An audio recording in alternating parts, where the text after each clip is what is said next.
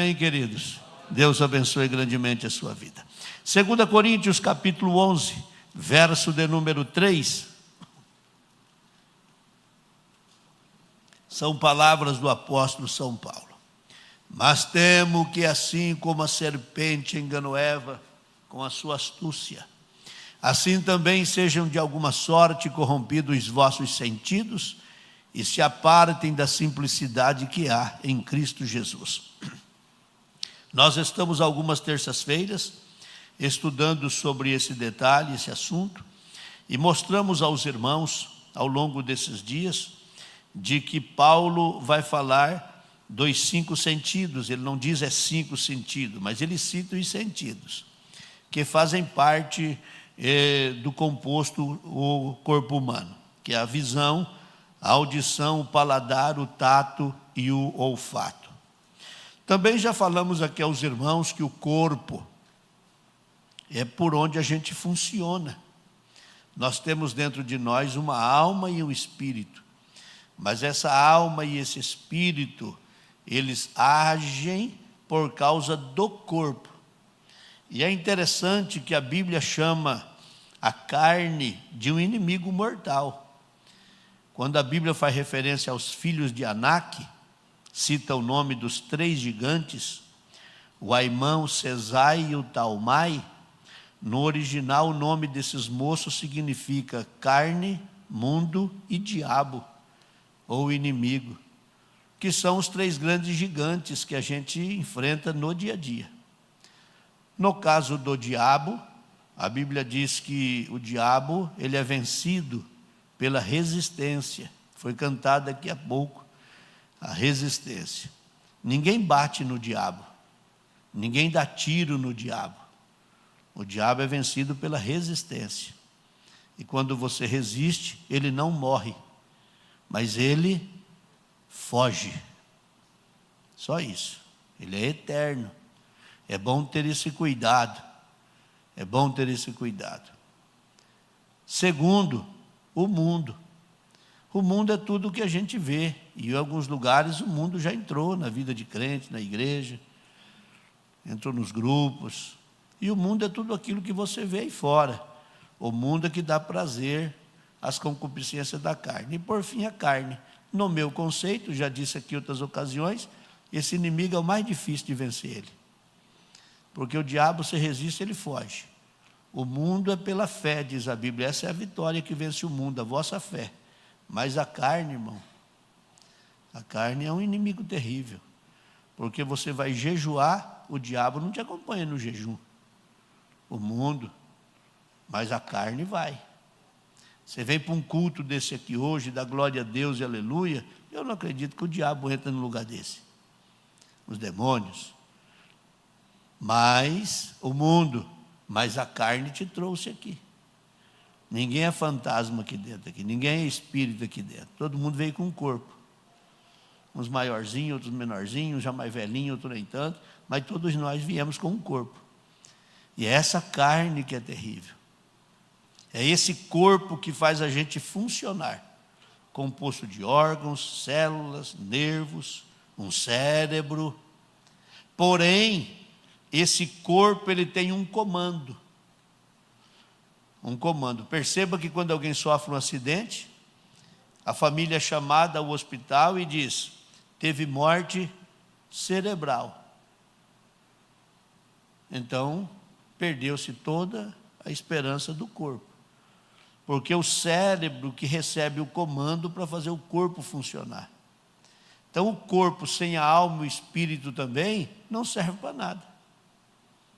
Tirou a alma e o espírito dentro do corpo, ele vai criar problema, porque se ele ficar algum tempo exposto, ele precisa da alma e do espírito para fazer isso que a gente veio aqui, está vivo, se movimentando, indo, vindo. Então pelo corpo a gente funciona. Mas a nossa alma é a nossa personalidade. O que é a personalidade? A nossa mente, a nossa vontade, as nossas emoções. Então eu me alegro, o meu coração está alegre, a sua alma está alegre. O meu coração hoje está tão triste, a sua alma está triste. Essa é a sua alma. E o espírito? Esse é o nível mais profundo dessa composição. Porque com o corpo você confessa que Jesus Cristo é o Senhor. Por causa do Espírito que está dentro de você, que ouve do Espírito Santo. Tu és filho de Deus. Tu és filho de Deus. Tu és filho de Deus. Então, quando o teu espírito ouve do Espírito Santo que tu é filho de Deus, o coração crê e a boca confessa que Jesus Cristo é o Senhor. Então, o espírito que a gente tem dentro, ele é o mais profundo, porque com o corpo a gente toca aquilo que é material. Isso é o corpo. A gente toca em tudo que é material. Com a alma, a gente toca a personalidade, ou vive a personalidade. Uns têm uma personalidade mais forte, outros nem tanto. Isso é a alma. Mas o espírito é o que toca o reino invisível. Com o corpo, as pessoas decidem tomar atitude, decisões, ir, vir, ir em lugares que não deveria ir, fazer o que não deveria fazer. Mas o espírito não toca o material. O Espírito toca o reino invisível. Aleluia. Aí Paulo vem nesse texto, pode deixar projetado aí, por favor? Paulo vem nesse texto e surpreende aos irmãos nesta igreja. Quando Paulo escreve essas duas cartas, se você tiver curiosidade em casa de ler, vai perceber que o cuidado de Paulo com a igreja de Corinto foi acima do exagero. Ele começa no capítulo 1, lá de 1 Coríntios, os primeiros capítulos, e ele vai mostrando as falhas que essa igreja tem, é gritante. Essa igreja tem problemas seríssimos, até problema de homossexualismo, lesbianismo, dentro da igreja, uma igreja nova, mas que trouxe uma série de problemas. Essa carta serviu para Paulo educar a igreja, corrigir a igreja, até a questão que envolve o momento da comunhão, que seria o que a gente vai ter domingo a Santa Ceia. Chegou um ponto em que o povo já se reunia dentro da igreja e as famílias traziam a sua, entre aspas, sua ceia. E trazia, cada um reunia os amigos mais chegados, fazia ali um momento, um piquenique na verdade, acabava, cada um ia embora. Paulo vai lá e disse, não. Ele até chega a dizer algo que aqui em Toledo a gente não tem essa prática. Mas não está errado. Não estou dizendo que nós estamos fazendo errado, mas é uma prática muito bonita, que ele usa assim, esperai uns pelos outros. Se a gente for parar para pensar, teríamos que colocar isso até em prática. E por que não é feito? Não é feito primeiro porque em alguns casos já houve problemas de pessoas com enfermidade, de repente acabar derrubando o cálice dele, ou de crianças querer comer o pão que está na mão da mãe. Mas se for parar para pensar, essa é uma prática que deveria ser colocada entre nós. Todo mundo pegar o seu pão e ao comando do seu líder comer. Em alguns lugares isso acontece. Ele corrige. Ele só ninguém come e sai correndo. E como a gente tem a prática de cada um pegar o pão e comer, também é preciso ter muita reverência. Não é um pedaço de pão que você pôs na boca, mastigou e amém. Então a representatividade, foi orado, foi consagrado. Na última ceia eu disse aqui aos irmãos que tem crente que recebe graça durante a celebração da ceia. Alguns podem até ser curado, e aconteceu, foi isso? Terminou a ceia, passou uns 2 dias, o irmão testemunhou. Se eu estava mal naquele dia, coisa ruim. Mas a hora que o pastor falou, se você comer o pão e sentir de Deus a graça, você pode ser curado. Ele disse, eu fui curado na hora, comendo o pão. Paulo corrige isso. Depois que ele corrige isso, na carta, na sua segunda carta, ele já vai trazer orientações. E nota que esta igreja, isso me fascina. Hoje eu estava mais uma vez no pequeno espaço de tempo que sobra nessas terças-feiras, e eu não sei se eu vou começar a mudar esses atendimentos na terça-feira, para ver se a gente consegue reservar um tempo maior para isso, né? Mas estava acompanhando a leitura de todo esse processo e vendo que essa igreja inicia com tantos problemas, Mas quando Paulo vai falar dos dons espirituais, ele cita que essa igreja possuía dentro dela a operação de todos os dons espirituais. Eu vou repetir. Paulo diz que essa igreja tinha seus problemas, mas dentro dela operava todos os dons espirituais. Quando os crentes entenderam a carta de Paulo, tiveram uma virada de chave. E aí os crentes resolveram ser crente. E porque resolveram ser crente, começaram a produzir o fruto do Espírito. Ao produzir o fruto do Espírito, a misericórdia de Deus começou a levantar profeta, começou a levantar ciências e palavra da sabedoria e dom de curar. E a igreja, Paulo teve que corrigir os dons, teve que corrigir os dons. Deixa eu dar uma palavra aos meus companheiros que estão aqui, não são todos que estão presentes, mas os senhores. Se você como líder, e nós aqui também serve para nós, como líder, se nós levarmos a igreja a buscarmos os dons espirituais, Deus pode permitir que a igreja viva um momento tão extraordinário com a manifestação desses dons no meio de nós. Porque os dons não é um privilégio da Assembleia de Deus. Os dons não é um privilégio dos pioneiros ou de quem já passou. Os dons são atuais. Hoje Jesus quer operar através dos dons. E nota que até a cura, que tantas pessoas almejam na hora da oração, vem para frente, chora, até a cura, biblicamente, ela acontece através de uma imposição de mão, de uma oração da fé. E até tem um dom específico para ela, e é tão sério que é o único dom que está no plural, mostrando que é possível dentro da igreja ter diversos com os dons de curar, especificamente para uma cura da alma, para uma cura do corpo, para uma cura espiritual. Tem gente que não sabe, mas se ele der um abraço no outro, a pessoa é curado internamente. Não é uma cura física, mas curada internamente, é um dos dons de curar. Tem gente que tem autoridade de pôr a mão e a pessoa sentiu o gosto do milagre na boca e sair curado. Será que a gente não pode viver isso mais uma vez? Será que está tão distante de nós tudo isso? Não. Deus ainda é o mesmo, a glória dele ainda é a mesma, o poder dele ainda é o mesmo. Ele pode ainda fazer isso no meio de nós. Aleluia. Bendito é o Senhor. Aí Paulo, na segunda carta, já traz orientações, e é extraordinário porque quando ele está orientando a igreja, quando chega no capítulo 10, ele precisa defender o seu apostolado. Veja que isso não é novidade, vem desde aquele tempo. Com tudo que ele escreve, aconselha, orienta, essa igreja passa por uma modificação, mas quando menos percebe, Paulo tem que defender o seu apostolado, a sua autoridade. Porque até dentro dos irmãos já começou alguém vindo de fora, soprar no ouvido, e já tinha alguns inflamados lá dentro contra a autoridade de Paulo. Paulo doando a vida para essa igreja, é uma das poucas igrejas que ele escreveu tanto para ela, que ele cuidou tanto, que ele zelou tanto, mas já tinha alguém influenciando, e já tinha um grupo, olha, nos grupos de WhatsApp, já escrevendo contra ele lá e tal, e Paulo já estava começando a ter problema. E quando chega no capítulo 11, aí ele mexe com a estrutura desta igreja e diz: eu me preocupo. Olha o versículo de número 1, só para os irmãos terem uma ideia. Tomara que me suportasseis um pouco da minha loucura. Olha que ponto ele chega.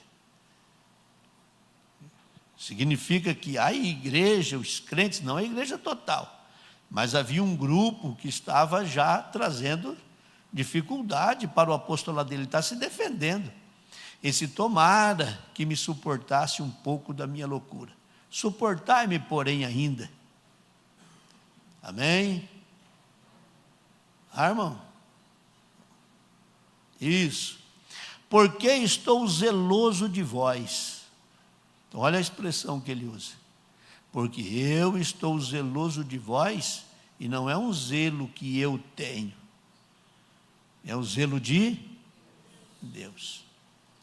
É como se ele dissesse: eu estou aqui representando a Deus, eu estou falando em nome de Deus, porque vos tenho preparado para vos apresentar. Meu Pai. Oh, aleluia.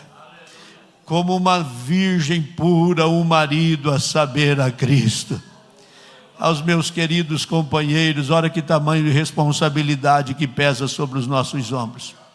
Não é só abrir a igreja, acender a luz e fechar no final do culto e fazer um culto, dar oportunidade, distribuir oportunidade para o irmão que nunca falou, canta o hino, o irmão que nunca falou, fala a leitura e amém, glória a Deus, e a gente vai embora e volta no outro dia, acender a luz e comer. Não, irmão, nós temos um peso sobre os nossos ombros e às vezes isso dói, pesa, mas o peso que a gente tem sobre os ombros é cuidar dessas vidas que Jesus pagou o precioso preço do sangue para apresentar como uma noiva virgem para Cristo.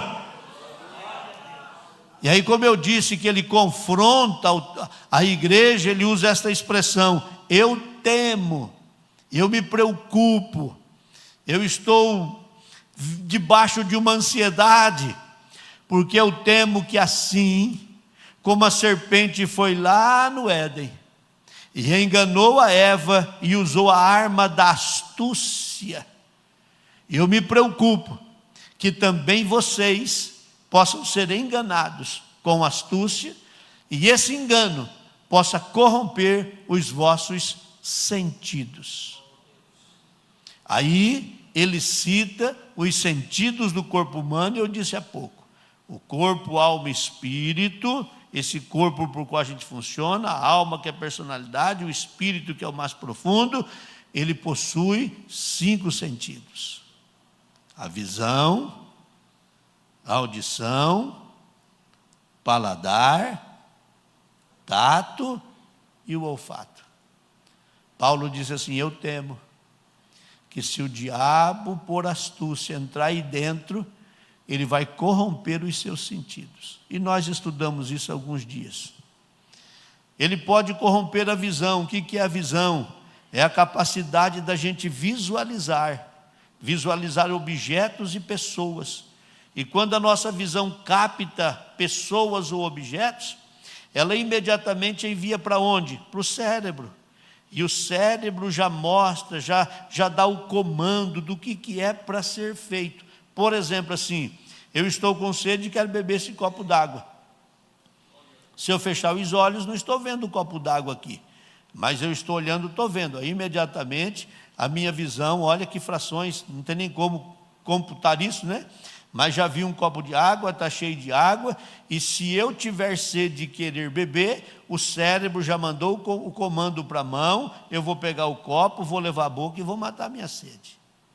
Paulo está dizendo: eu tenho medo que se o diabo corromper a sua visão, você não vai conseguir ver as coisas principais, não vai conseguir ver a glória de Deus, não vai conseguir ver a beleza. Não estou falando de visão física, visão espiritual, a beleza da presença dele no meio de nós, as almas que poderão ser resgatadas, a beleza de um lindo louvor, de um crente cheio do Espírito Santo, nadando no Espírito, de uma alma com as mãos levantadas e entregando a vida e se rendendo a Cristo, de alguém que está enfermo e de repente está ponhando essa enfermidade para fora, sendo queimada, arrancada por misericórdia de Deus. Paulo estava dizendo: eu me preocupo que se o diabo com astúcia corromper a sua visão, você vai parar de ver. Mas aí vem o próprio Cristo em Apocalipse e diz: eu aconselho que de mim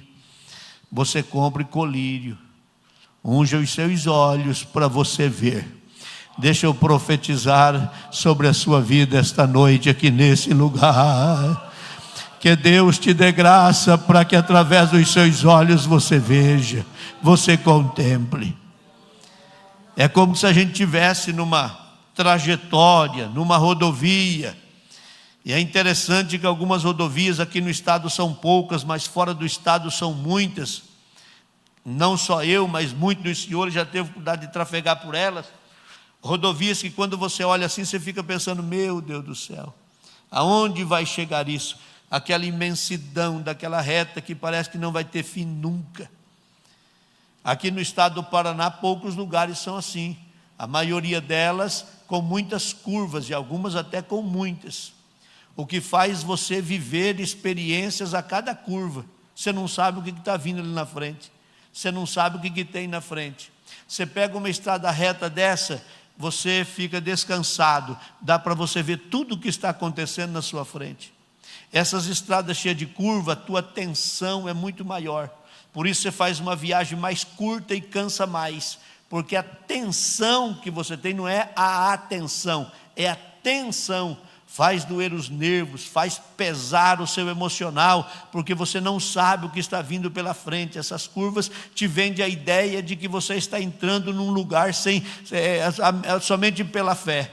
E às vezes com pressa, às vezes com dificuldade, com horário, você precisa às vezes até estar um pouco mais apressado, e o medo a cada curva daquela que você faz. Paulo está dizendo: eu quero que vocês tenham visão para ver o infinito, olhar e contemplar o melhor de Deus para a sua vida, e não viver uma experiência de que todos os dias terá que ter medo daquilo que você está vendo na vida espiritual. Contemple o que Deus projetou para a tua vida, mas o infinito. Aleluia. Segundo, ele disse: eu tenho medo que o diabo corrompa a vossa audição. É a capacidade da gente ouvir sons, ruídos, barulhos. O ouvido capta as ondas sonoras e envia para o cérebro. É necessário que nós tenhamos esse cuidado para desenvolver uma sensibilidade espiritual tamanha, para não só ouvir, mas atender a Deus nas suas orientações. Uma das belezas da oração não é o tempo que você passa ajoelhado aos pés dele, tendo calo nos seus joelhos só, mas uma das belezas da oração é você conseguir ouvir a voz de Deus. Hoje eu estava aos pés de Jesus, e quando eu me levantei, o Senhor soprou um nome aos meus ouvidos. Imediatamente eu tive o cuidado de mandar uma mensagem e pedir para que esse querido irmão estivesse aqui. E ele veio, e assentado diante dele eu disse: está tudo bem? Está tudo bem. Acontecendo alguma coisa? Não está acontecendo nada. Eu disse: mas alguma coisa não está normal, porque eu pude ouvir a voz de Deus citando o seu nome. Então alguma coisa deve estar acontecendo. Aí desaba. Nós precisamos ter essa sensibilidade. Deus está falando todos os dias. Fala através de um hino, fala através da palavra, fala através de um conselho, fala através de uma atitude, fala através de um gesto. A gente precisa ter uma audição apurada. Não é aquela audição de alguém dizer: nossa, mas o ouvido do fulano é perfeito, ali ele ouve. Não estou falando da coisa material, eu estou falando de coisas espirituais. É você acordar de manhã e perguntar a Deus: o que eu vou fazer? E você ouvir a voz dele dizendo: é aqui, a porta é essa, a pedra é essa, pisa em cima dele, o caminho é esse aqui, não faça isso, não vai, fica. É você ter a sensibilidade de ouvir a voz. Paulo estava dizendo: eu tenho medo que ao virar as minhas costas o diabo corrompa a vossa audição.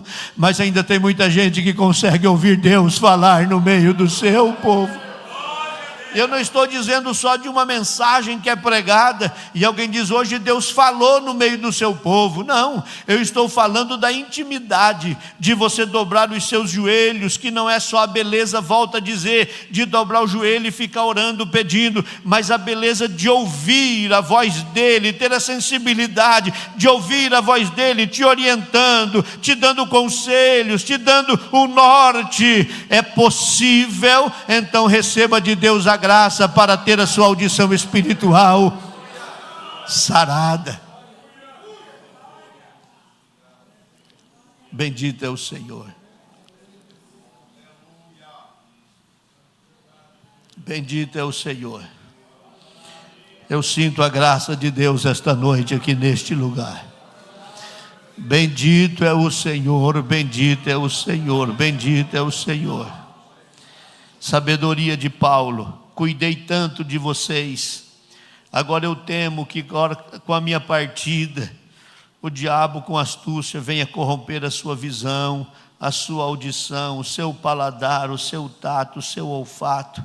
Eu quero orar por sua vida esta noite. Oh, bendito é o Senhor. Esteja em pé, por gentileza.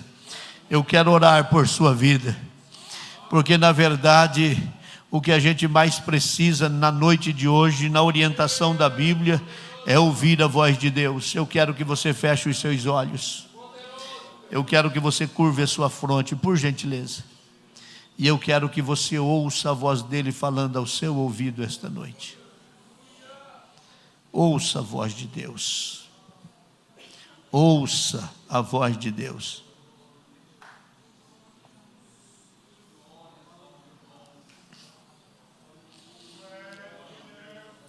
Ouça a voz de Deus.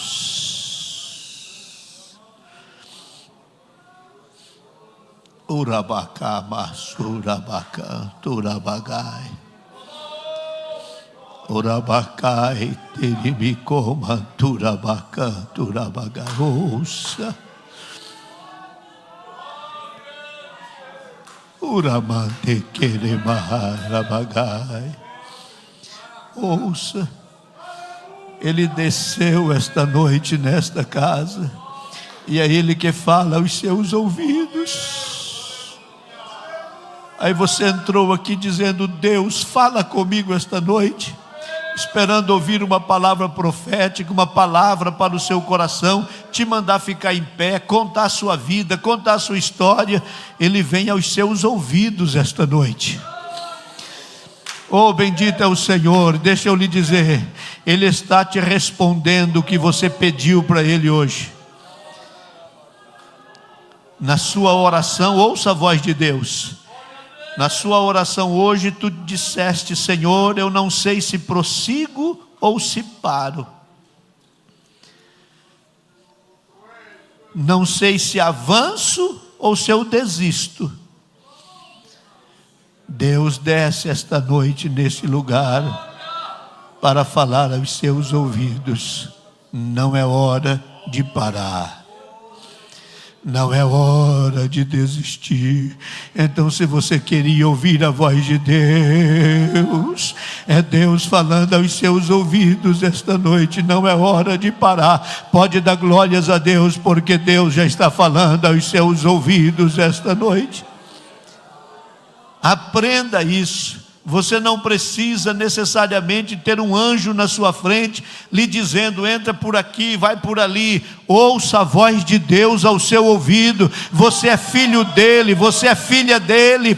Ouça a voz dele te orientando qual é o passo a ser dado. Querido Deus e maravilhoso Pai que estás nos céus, em nome de Jesus teu Filho e para a tua glória, eu ocupo este espaço neste templo, esse tão temido púlpito, porque é aqui que se fala da tua palavra, que se fala do teu amor. Estar em pé hoje aqui, Senhor, é sentir temor e sentir tremor, até porque um grupo tão lindo de crentes fez um esforço para vir à tua casa, e eu venho com muito temor de ti esta noite orientá-los, porque tudo que a gente mais precisa é a tua presença manifestada no meio de nós, porque se a tua presença se manifestar, nós vamos conseguir ver o invisível, nós vamos poder ouvir a tua voz, e as tuas orientações serão perfeitas para cada um daqueles que lhe teme.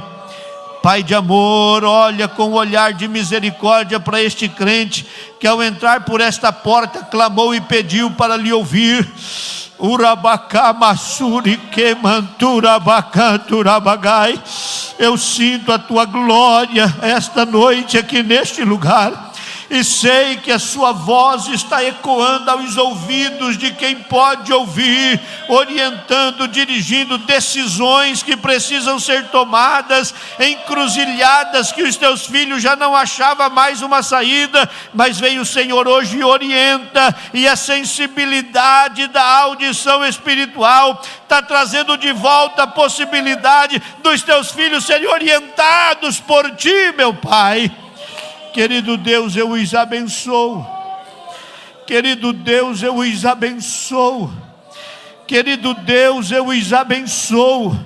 Eu profetizo, Senhor, que a astúcia do inimigo não prevalecerá na vida dos teus servos, mas está repreendido agora, e a tua glória toma conta deles, para que eles possam viver esse extraordinário, e os seus sentidos não serem corrompidos, mas os teus filhos serem tomados pelo teu poder, e viver o teu extraordinário, Pai, em nome de Jesus, e para a tua glória, amém.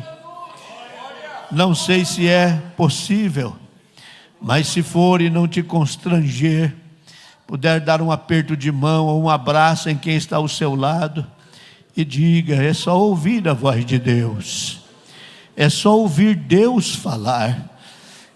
Se você queria ouvir a voz de Deus está ecoando esta noite aos seus ouvidos.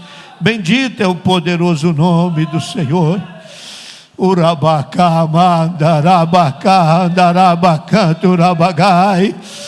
Bendito é o Senhor. Ao terminar o culto, não tenha pressa de ir embora. Se desejar fazer aqui o seu lanche, a cantina é do Ministério de Adolescentes, da Uniadt. Faça que o seu lanche seja abençoado. Desejo um bom retorno à sua casa. Desejo um sono maravilhoso, o sono dos justos. E ao encerrar esse culto, nós dizemos que o grande amor do Deus Pai, a graça de Jesus, seu Filho, nosso eterno Salvador, a comunhão e as consolações do Senhor Espírito Santo esteja com todo o povo hoje e sempre.